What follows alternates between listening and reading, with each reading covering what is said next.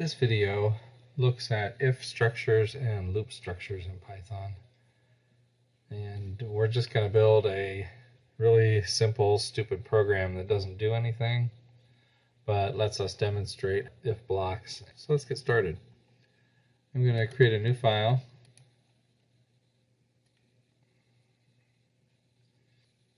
And I'll go ahead and save it. So file, save as, I'm going to call it ifloop.py. And now I'm ready to type. So first of all, comparing a loop structure to Java. So let's say I wanted to set a variable and then check its value. So let's create a variable and of course set it to 42. Now in Java, if I wanted to check the value of that, I would say something like if, and then my condition would be wrapped in parentheses.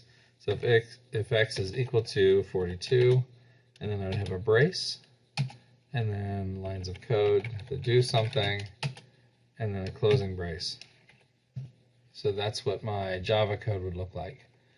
If I wanted to add an else, I could do that, and then I'd have another brace, and more lines of code, and then another closing brace. So that's kind of what a Java solution would look like. In Python, it's a little bit more straightforward. So I'm going to say if, I don't need any parentheses. So I'm going to say if x is equal to 42. Notice I'm still using the double equal sign, which is a comparison, as opposed to a single equal, which is assignment. And instead of the braces, I'm going to use a colon. Now what happens in Python is when you create a block of code, and then you start the block with a colon instead of a brace, and then Python knows that it's a block of code because everything inside that block is indented. So whatever I type now on the next few lines, as long as it's indented, that will be what happens if x is equal to 42. Let's print out the answer string x, because remember x is a number, so I'm converting it to a string. I'm going to say is the answer. Now it's funny to me that I'm wrapping my print output in parentheses, but I do not have to put my conditional expression inside parentheses. So that's just kind of interesting. All right, so there's my program, and then I'm going to go ahead and add a print here that just says end. Okay, so let's save that and run it.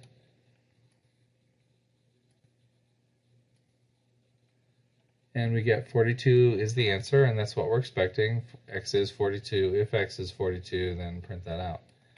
Now, I know you're dying to know that you can also do an else. So this is what my else would look like.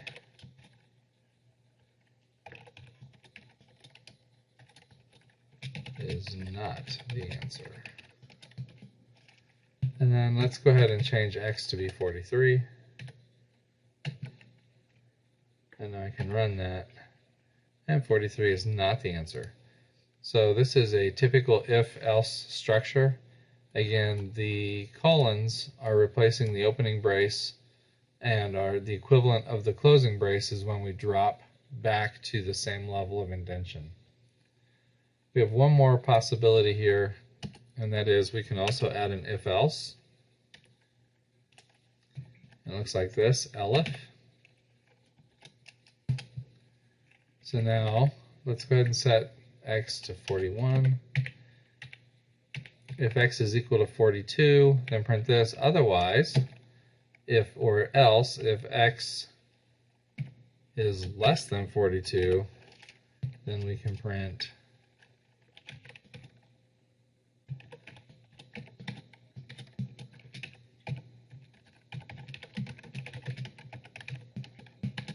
and logic dictates that if we make it to this else, then we know that x is now greater than the answer. So here's our three choices. X is 41, so I'm assuming that it's going to print x is less than the answer. So Control S, Command 5, 41 is less than the answer. Let's change it to 43. And let's change it to 42.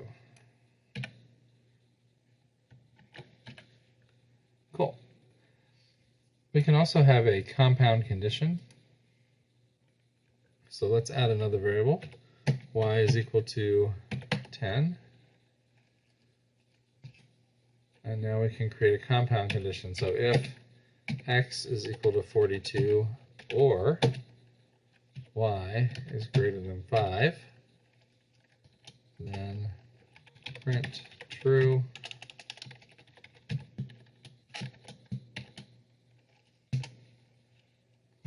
And you can have compound conditions in your else if as well. Else if x is less than 42 and y is greater than 5, then print also true.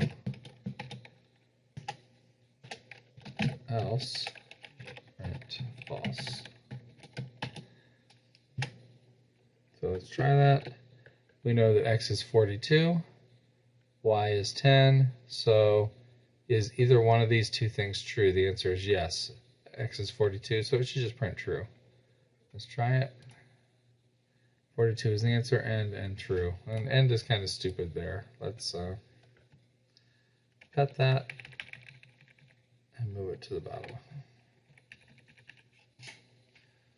All right, let's change x to be 41. So now x is not equal to 42 and y is not equal to, or not, wait, y is greater than 5. So it should still be true. Let's test it. Answer is true. Good. Now x is less than, let's make y 5, so it's not greater than 5. We run it again, and now false, which would be that x is less than 42, that's true, and y is greater than 5. But wait, y is 5, so it's not greater than 5. Let me change this to a 4, and just for the fun of it, let me change it to a 6. Let's change this to a not equal. So not equal looks like that. And now we can run it again. So x is less than 42, x is 41, and y is not equal to 5, y is equal to 6, so it should print also true. And now let's set it up so it prints the false at the bottom. So if x is not equal to 42 and y is greater than 5, wait, it never printed this, it should have printed that, and look, it did. I wasn't paying attention. Shame on me. Alright, let's try that again. Let's make this a 4. And now we'll see if we get the also true. Now it's also true. Good. If I want a false, we need this or to be false. We need this to also be false. So let's turn this into a 5. And now the answer is false. Cool. That gives you a real brief overview on how to use if structures in Python.